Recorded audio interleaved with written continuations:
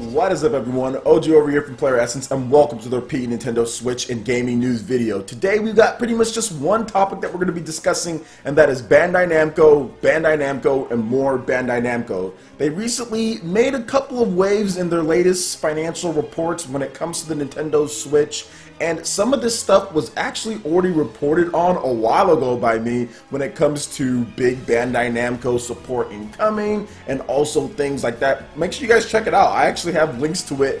A lot of this stuff is interesting because this stuff is coming to light now because of their financial reports, but this is something that Bandai Namco has saw that they made a mistake on when it comes to Nintendo Switch and how fast it's being adopted, and they were planning to rectify this a while ago, but they pretty much talked about it to investors today, so more new information is coming out. So let's go ahead and get into the article here, and that is Bandai Namco was surprised by the success of the Nintendo Switch, and they have three big exclusive titles, or three big titles will be announced next year for the system. In addition to that, Bandai Namco will also be putting a lot of resources towards multi-platform development and the games they already have in development for the systems. For example, like the new Tales game, I think there's like a Taiko Drum Master game. They're also doing the One Piece game that's coming out. So let's get into this article here first. And Bandai Namco's president Mitsuaki Taguchi said the following about the company's experience with the Nintendo Switch so far. Quote, "We have put 3 games on the Nintendo Switch so far, and all of them are doing well. It's a shame, but we didn't think the Nintendo Switch would be accepted this fast." Actually, Bandai Namco has released 4 games for the Nintendo Switch so far: Namco Museum, One Piece Unlimited World Red Deluxe Edition, Dragon Ball Xenoverse 2, and Pokken Tournament DX. Now, back in January, Bandai Namco announced that new entries in the Tales series, like I talked about, and Taiko Drum Master were also in the works for the Nintendo Switch. However, we haven't heard anything about them at this point. We don't know what those games are going to be. Now, however, it does seem like things will be changing soon as far as the Nintendo Switch plans, and also with Bandai Namco, as Taguchi said, that there are more resources that are being put into development of the Nintendo Switch, and that 3 big titles that will be released worldwide will also be announced for the system from spring to summer 2018. So we're going to get some big exclusives announced, but also resources are being put into multi-platform games. Now, this is interesting because I had so many people, once again, I hate to do the whole, like, people coming at me about these things, but this is what you have to realize, guys, and this is the reason why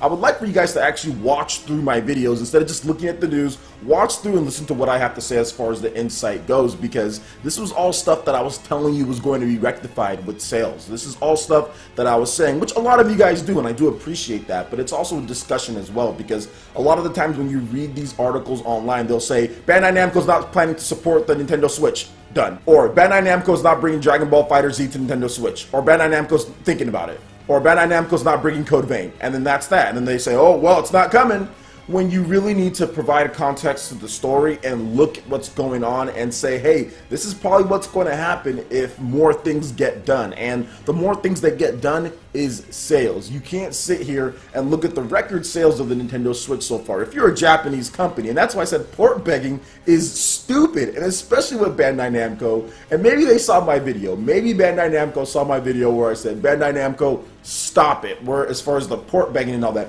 we don't need to port beg. We don't need to beg and ask for your games. You should realize this, and they're realizing it because they said that, hey, we're going to put resources into multi-platform development, we're going to put resources into exclusive development, and we're going to bring over our games, and it's a shame that we didn't see this. Like, they're basically taking the responsibility for that instead of putting that on us. We don't need to port beg for a system that's selling this fast, a company that's already been releasing ports on the system, and they've all been doing well. Dragon Ball Xenoverse 2, Pokken Tournament, all of them have been doing well. We don't need to port beg for this stuff. So that's the reason why I was trying to let you guys know, like, hey, relax, things will work its way out, and the Wii U caused this because a lot of Japanese developers didn't think that it would take off so fast. Only because of the Wii U, not because of anything else. Only because of the Wii U, they didn't think it'd take off so fast. And because the 3DS also had a slow start as well. Nintendo was releasing in March. They weren't releasing in the traditional console cycle, you know, at the end of the year. So there were a lot of factors that a lot of these things that were going against. Now, like I said, do I agree with all of that? Absolutely not. I do not agree with it. I think that they should have been a little bit more proactive.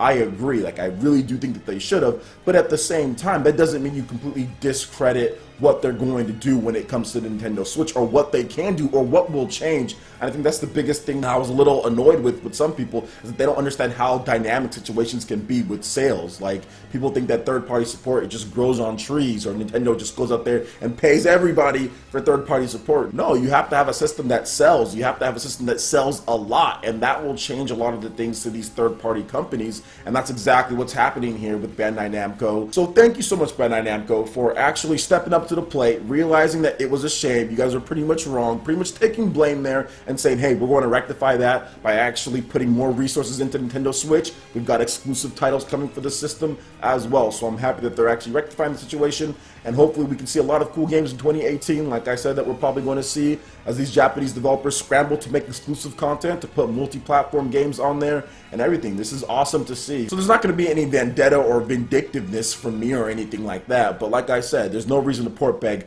for Bandai Namco's games on the Nintendo Switch. They better just come over. So I'm expecting, at this point now, I'm expecting Code Vein, I'm expecting Dragon Ball FighterZ, Sword Art Online, Fatal Bullet, all of those use Unreal Engine 4. I'm expecting all of those to be on the Nintendo Switch, in addition to brand new games as well. So what do you guys think about this as far as Bandai Namco's plans for the Nintendo Switch? Let me know your thoughts in the comment section below. Alright, Ninja, that wraps it up for this video here. Go to check out the links in the description below. We've got Facebook, we've got Twitter. Go ahead and give us a like and a follow on our social media. It really helps us out as far as spreading the content of Player Essence across the interwebs, in addition to YouTube. Also, make sure you check out our Patreon and YouTube live gaming page and consider supporting Player Essence. When you do so, it works very much like Twitch, to where you can earn custom themed emotes for the chat, get entered into Discord voice chat, in addition to prize tournaments. So check out the links in the description below and consider supporting Player Essence right here on YouTube.